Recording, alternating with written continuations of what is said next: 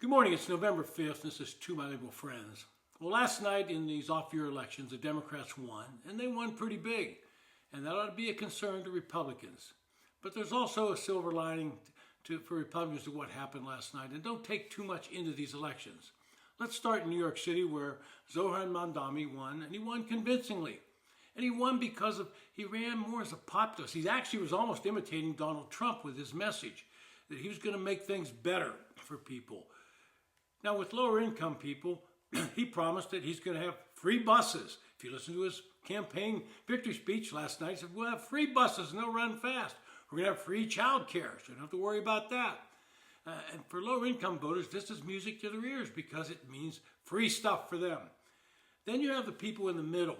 They're upwardly mobile, they've done well, but they feel like prices are getting away from them. And so he said, we're going to control rents.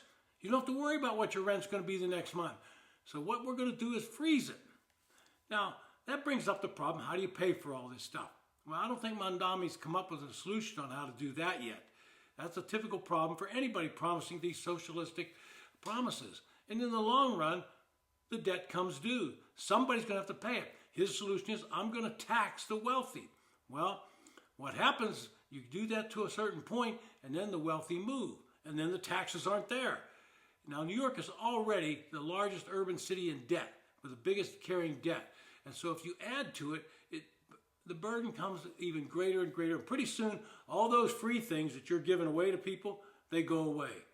And when you try to control rents, eventually people get out of the market.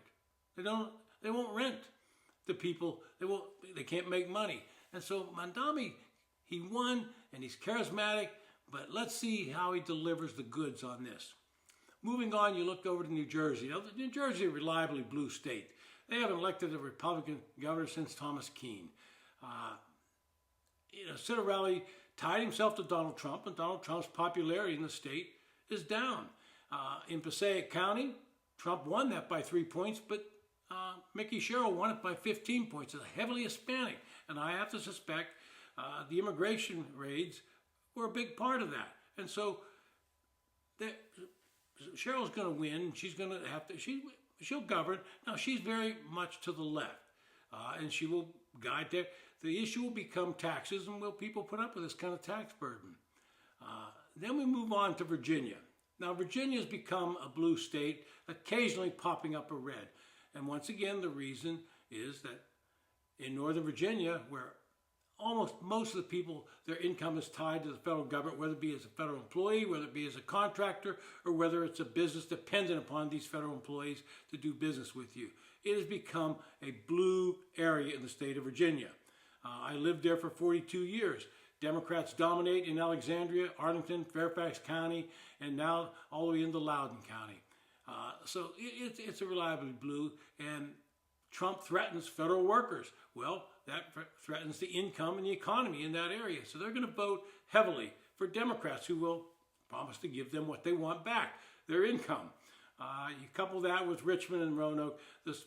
Once again, what we see in Virginia is typical in the national elections. In urban areas, they become dark blue. In rural areas, they become red. And that's a divide this country can't afford to keep on doing.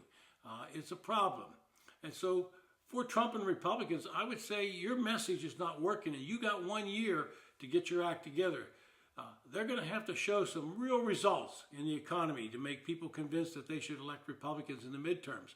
I suspect there's a good chance Republicans will lose the House. I don't think they'll lose the Senate. That's more of a state play rather than urban districts. Out in California, the redistricting fight, well, Governor Newsom won that. Now the state legislature can gerrymander the districts, and that puts the gerrymandering race in full bloom. We've already seen it being done in Texas. Ohio's doing it. Missouri's doing it. Indiana's doing it. Other red states, and they got more seats to get than California does. And this is a short-term victory for Newsom out in California, because come the 2030 election, he's going to lose 3 to 4 seats. And so they're going to have to redraw them again, and those seats are moving to red states, and they're going to redraw theirs, and so it won't really affect the number of people in Congress, because they'll just draw Republicans out in California, but they'll add them in Florida and Texas, as well as Utah, Idaho, Arizona. They'll add seats to Republicans. But here's the real problem for Democrats. in the 2032 presidential election, those 12 seats that move from blue states to red states, they're going to be electoral vote counts. And you switch 12 states, 12 electoral votes from Republicans, from Democrats, that's a big deal. So Republicans got to get their act together. We'll see if it happens. This has been To My Liberal Friends. Thanks for listening.